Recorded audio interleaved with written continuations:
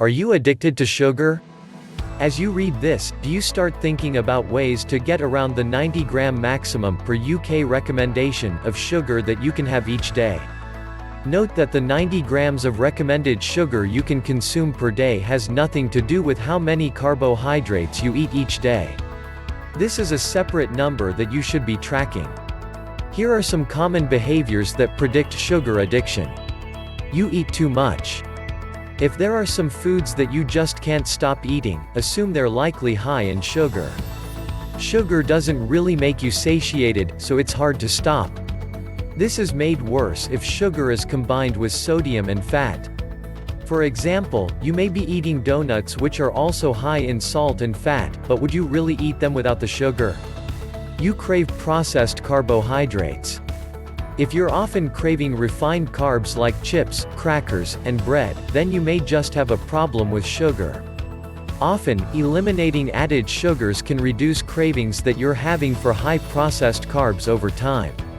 You crave salty foods. With processed foods, salt and sugar go together very well.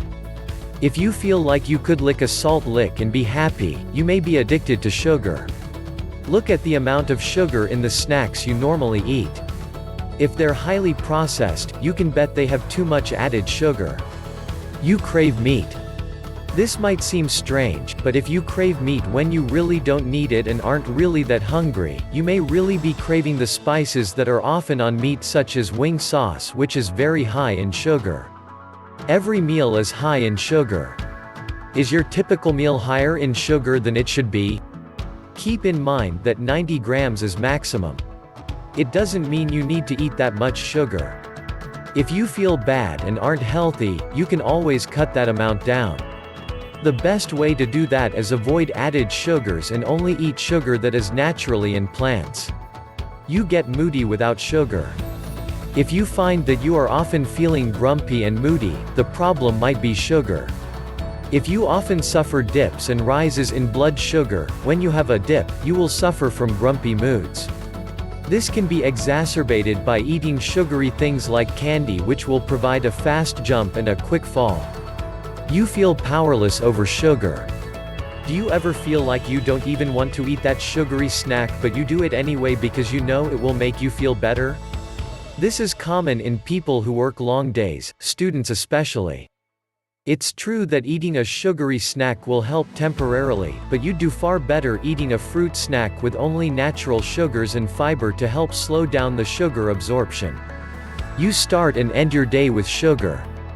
Look at your entire day. What do you eat in the morning? What do you eat before bed? What is the first and last thing you eat each day? If you're eating sugar in the morning and at night, especially added processed sugar and not sugar in whole plants, then that is a sign that you may have an addiction to sugar. You suffer a 3 p.m. slump. If you work in an office, you'll notice this a lot more than if you are retired or work from home. But pay attention if somewhere after lunch you start falling asleep while you're working or feel as if you need a nap. Look at your diet.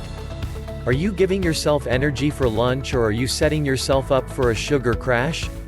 If you are going through any of these issues, it is wise to calculate how much sugar you're eating in any given day. Most people eat double the sugar maximum of 90 grams a day. Due to added and processed sugars, including hidden sugars. Subscribe and share. Like and leave your comments. Hit the bell. This is You Health and Fitness channel.